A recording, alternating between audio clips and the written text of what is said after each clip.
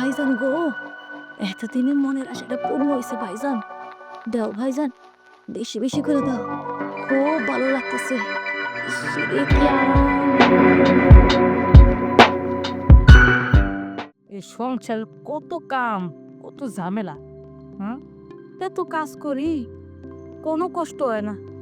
কিন্তু যে আর আশা বিয়া বললাম, যে আল্লাহ দা আইসা বিয়া বলে হনে এই সংসার আই না, হে মনে আশা দিয়ে পূরণ হইব না।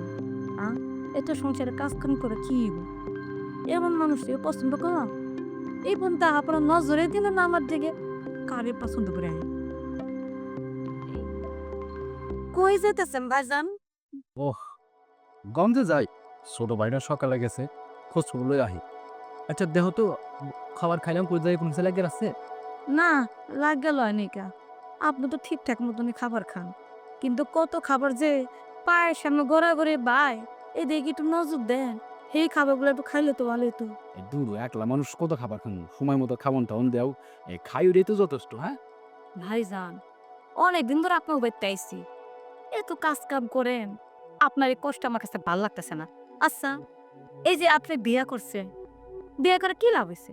হ্যাঁ, কি কেয়া, এই যে এত বছর ধরে বিয়া করলেন, একটা তো বাচ্চার মুখ দেখতে পারলেন না, বাচ্চা প্রোডাকশন দিতে পারেন না কেন?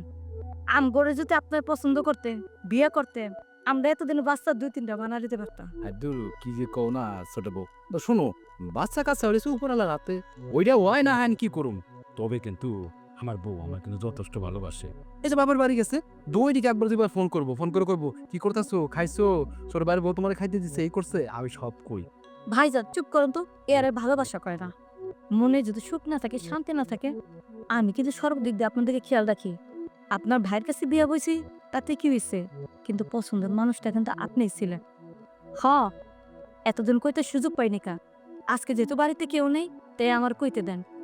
আমি আপনার বাড়ির কাছে ঠিকই বিয়া বসি, আপনারে পছন্দ কইরা, কিন্তু আপনার বউ আছে দেখা আমি ব্যাপারটা বলতে সাহস পাইনি।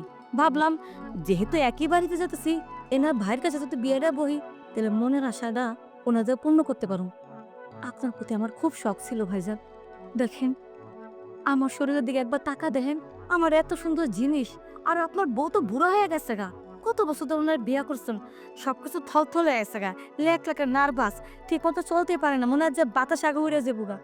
এই সমস্ত আলাদা ভালোবাসাটা কি করবেন? আর আমার এই যৌবন কি সুন্দর রসে টসটস করতে আসছে। তুই এসব এসব কি কি কইতাছো?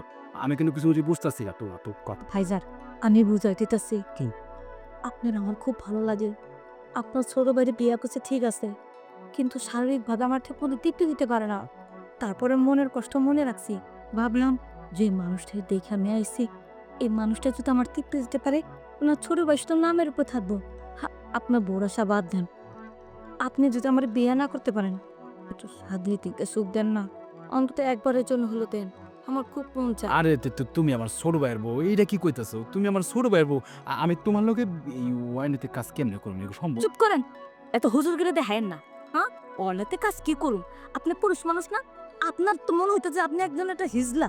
হ্যাঁ, এত কিছু দেখানোর পরে আপনার ভিতরে কি একটু মনটা নরম হয় না? পুরা বাড়িটা ফাঁকা, ছোট ভাই নেই, ঘরের বউটা বাপের বাড়ি চলে গেছে গা, ছোট ভাইয়ের বউটা এই সমস্ত কথা বলতেছে, আপনার কি একটু মনে চায় না?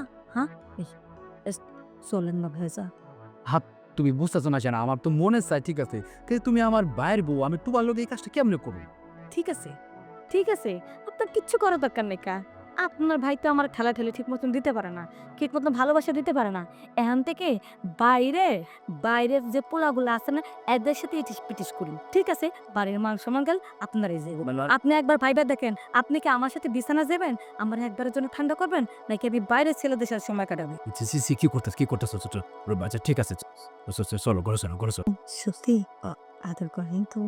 করুন তো, তারপরে মাইশের লগে কথা কইও না, এই বাড়ি মানুষ থাকবো না। আচ্ছা ঠিক আছে।